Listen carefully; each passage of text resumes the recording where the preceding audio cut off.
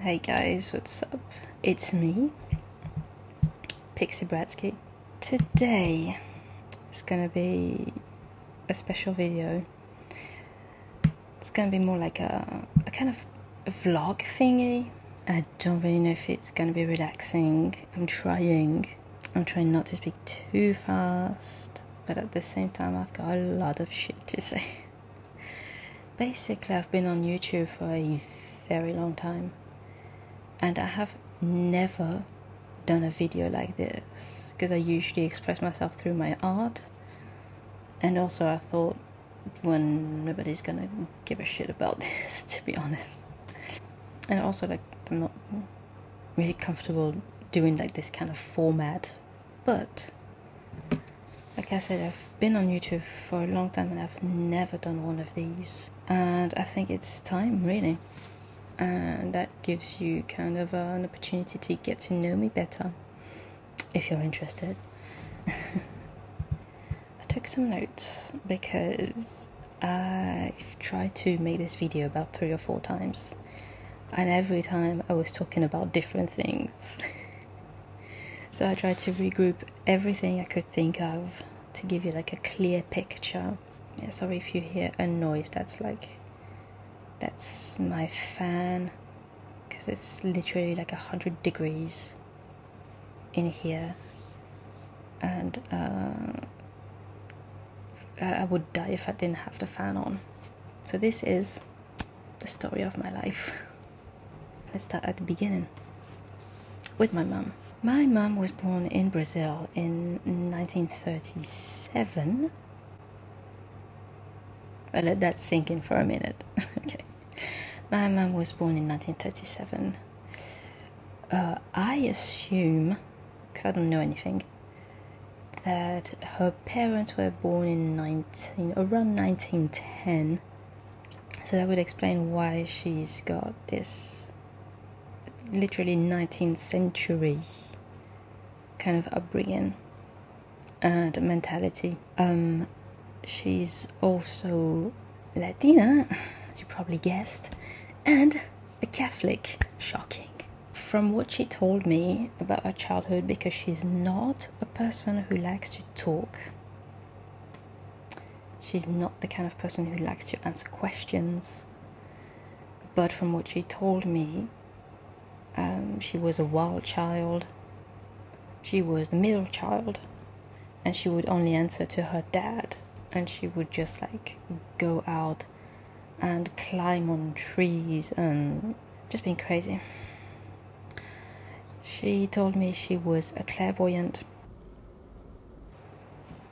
and that she started seeing dead people when she was around 8. She claims this gift comes from her grandmother, so my great-grandmother, who was from one of the tribes that we have in Brazil around the Amazon River. One of them. I actually have no information on my great-grandmother, neither does she. We don't even have a name or the name of a tribe or anything. I just know that's my ancestry. My mother left Brazil when she was 15.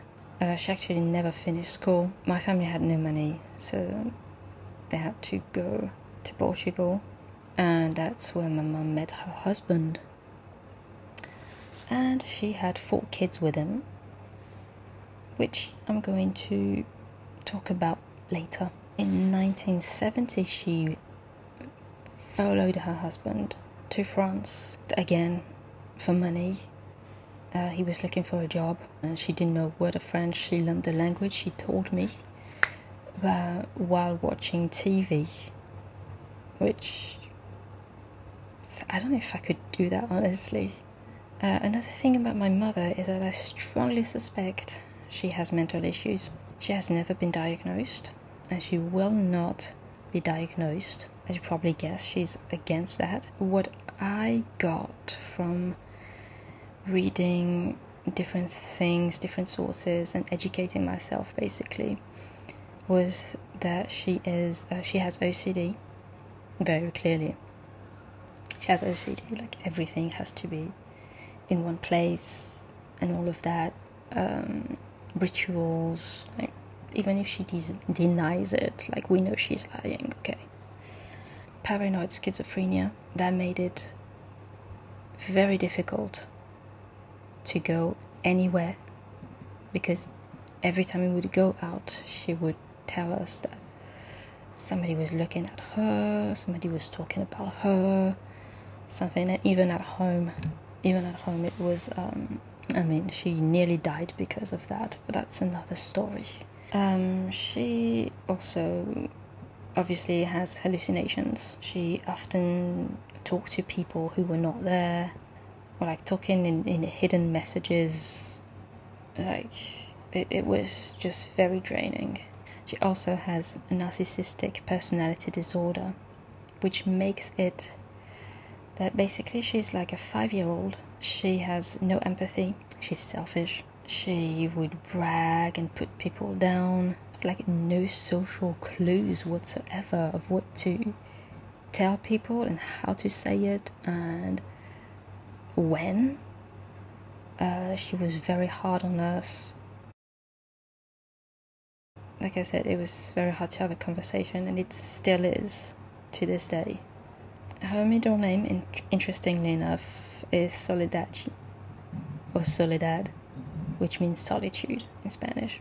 My dad, on the other hand, is completely different. He was born in 1962 on the island of Madeira, probably most famous for being the birthplace of Cristiano Ronaldo. If you follow football, if you're into it, I don't give a fuck. But hey, it's kind of putting Madeira on the map.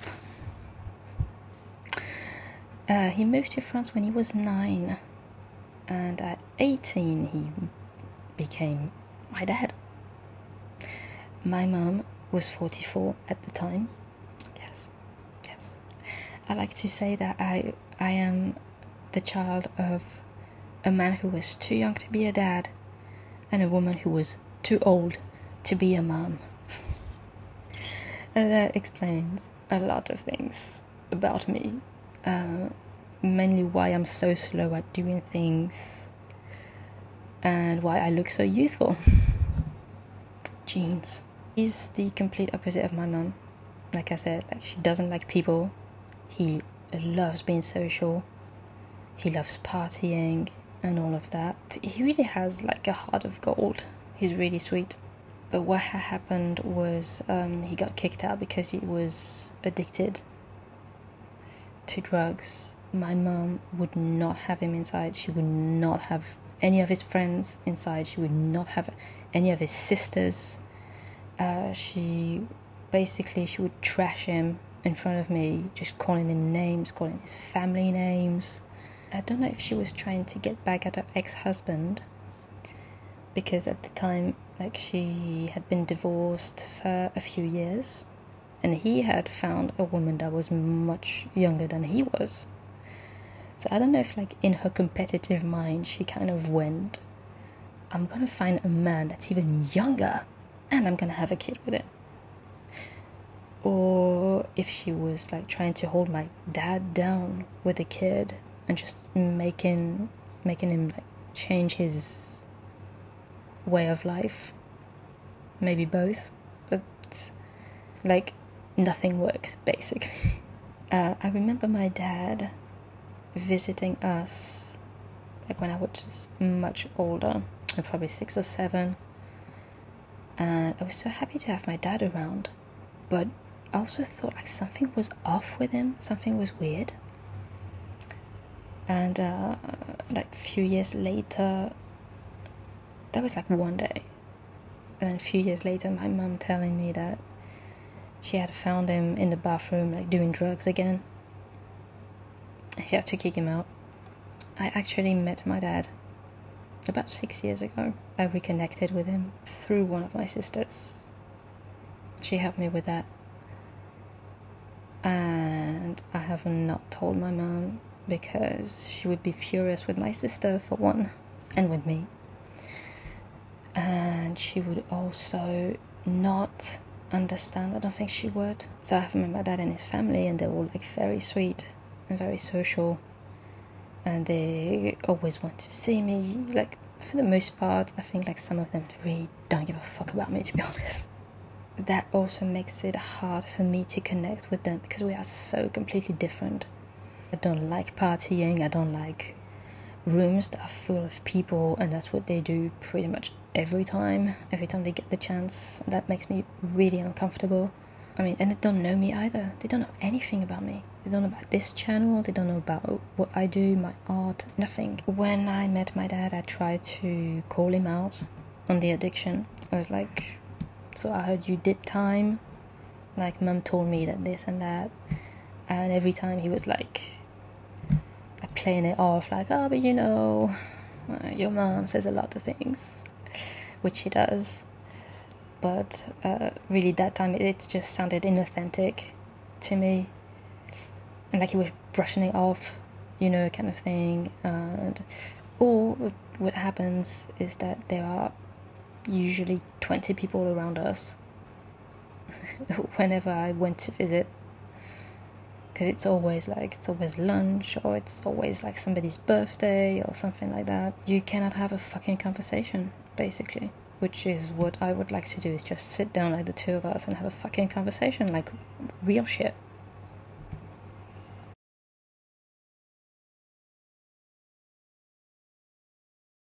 And that adds also to lack of trust, or like difficulty to trust, because like all these years pretty much like you've been lying to yourself as well, probably.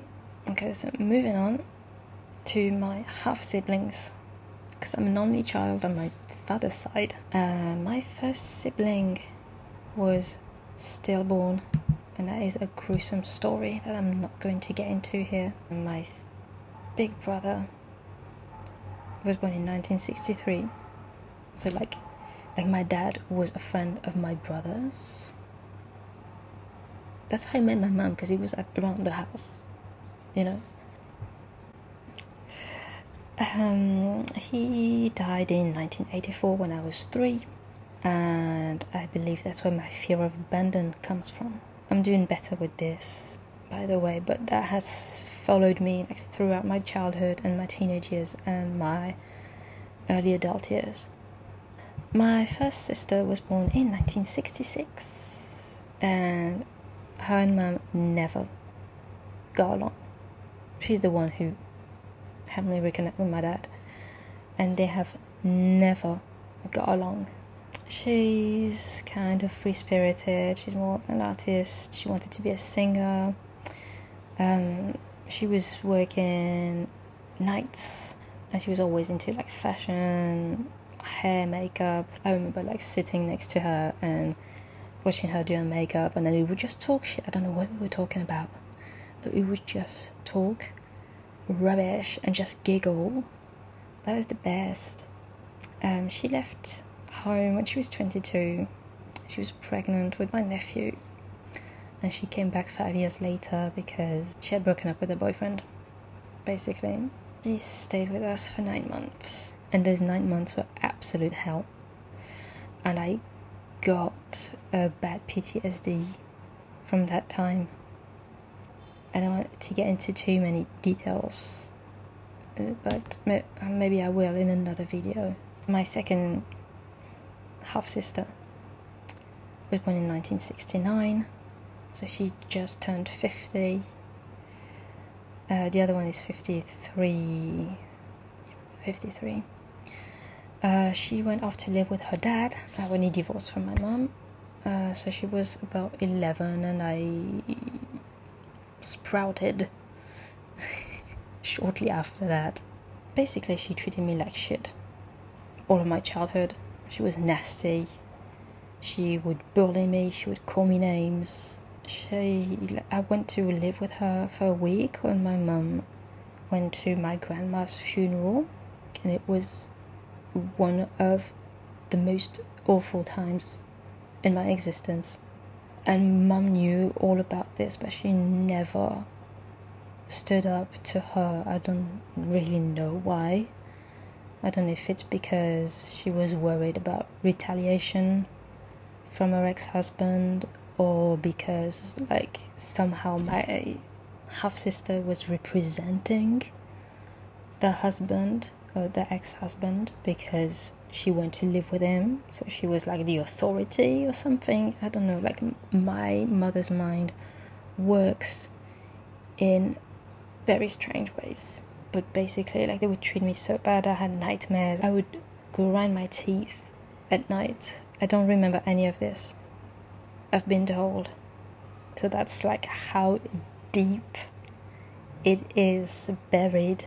I do not remember having nightmares, but my mother told me, and I do not remember grinding my teeth, but she told me as well, and I believe it because I know I have done it until my early adult years. So that's when we move on to me.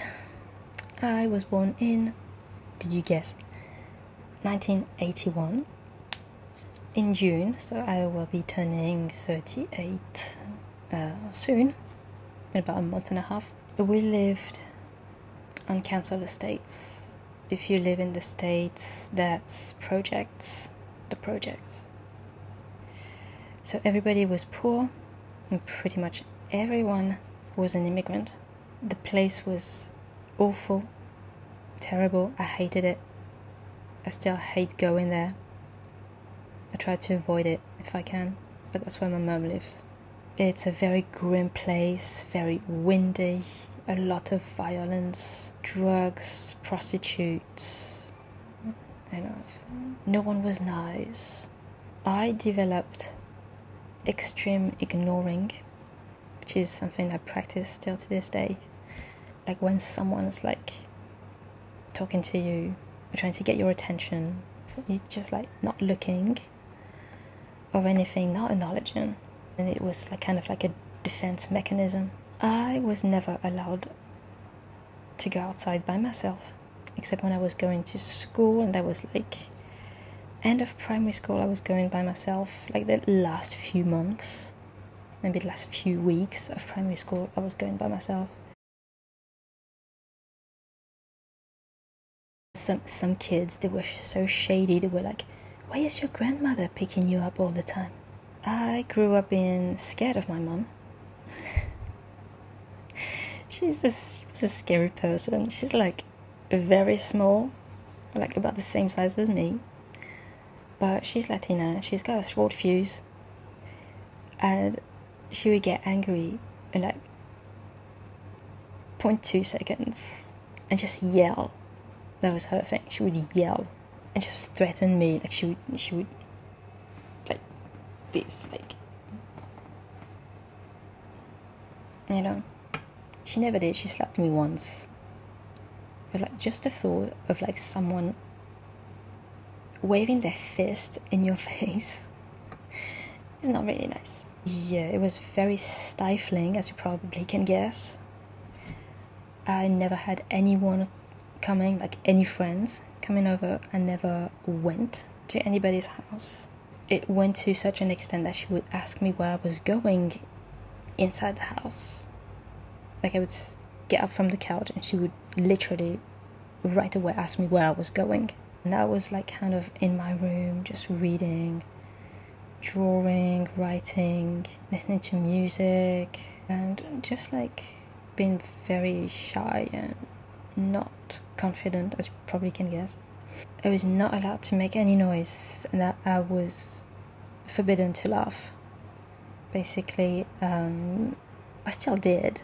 So I was pretty bubbly until I turned 8 or 9, which is like when I spent the week with my sister. And also the same year, my sister forced us to go on holiday with them. But on the way back, we had a car accident. My brother died in a car accident when he was 21. When I was 9, also my mum started being involved with one of our opposite neighbors, and they were from Africa. and this guy would come around and have lunch with us, and they would talk. I don't know, I don't remember. Suddenly there were talks about getting married, and I was like, oh yeah, so I'm gonna be like everybody, like I'm gonna have a dad. And I didn't really give a shit that he was black, you know. And no one gave me shit for not having a dad. But like, that was one thing that was missing. Of course, that never happened, because my mum, being how she is, she would always find a way to like get out of a situation or find something that she didn't like. And from that time until I was 21, when I left the house, every day, several times a day, I would hear her talk about black magic, how they were doing black magic to her, what they were doing, how they were doing it, where. And it was just overwhelming.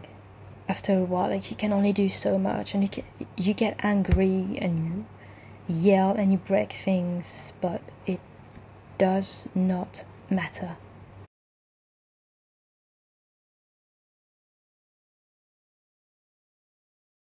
And then so I went to primary school, and the first day she gave me those like charms that she put on my undershirt.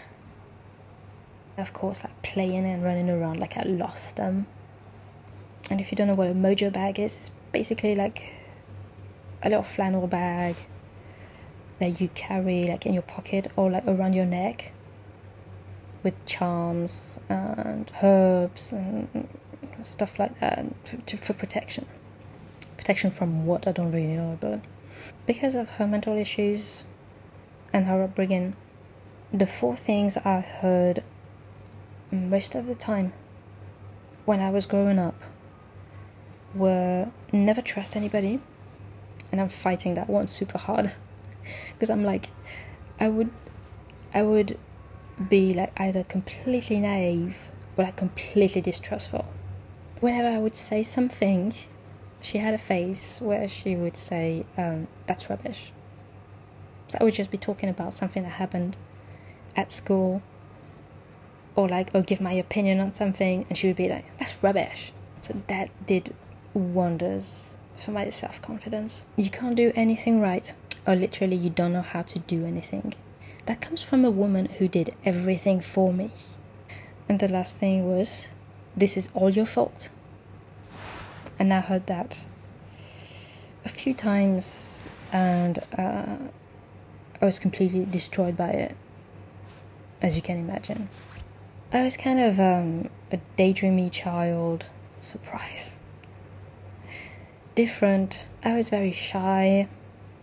I was afraid of authority and adults, but I was also very sensitive and very emotional. Like, I would cry about anything, and everything to me seemed unjust, unfair. Like, I didn't like the other kids at school. I liked going to school to learn, but I didn't like the other kids. Funnily enough, I found them too childish, like stupid, and they were generally in cliques, and they were like we're better than you and all of that shit. Still trying to fit in somehow so that people would leave me the fuck alone. Picking friends who kind of replicated the same behavior as my mum. So like, my friends were assholes, basically. Not all of them. And then I would not understand. I understood later that I was creating this pattern in my life. So around 11, I rejected religion. I thought it was all rubbish. And then later on, all the things that had interested me, like esotericism, mysticism, spirituality. But now I'm moving back to that, actually, and being like comfortable in my spirituality, in my beliefs, in what I'm interested in. As I became older, I became more outspoken and not so afraid of authority anymore. And especially my mom, like I would have fights with my mom, like yelling, a lot of anger, frustration, resentment. Whenever mom had friends visiting, she would also be yelling, not at her friends, but just talking to them about whatever. And she would gradually like get angrier, like get more into it. But once again, she was like not talking to her friends, she was talking to whoever she thought was listening, the neighbors. And then of course, like, she had 2 friends, and then they both passed away. But before that, they would visit like once in a while instead of frequently, because no one likes to be yelled at. And I told her that. But I was a very ill child, by the way, and it's not a surprise if I tell you that I had many stomach problems.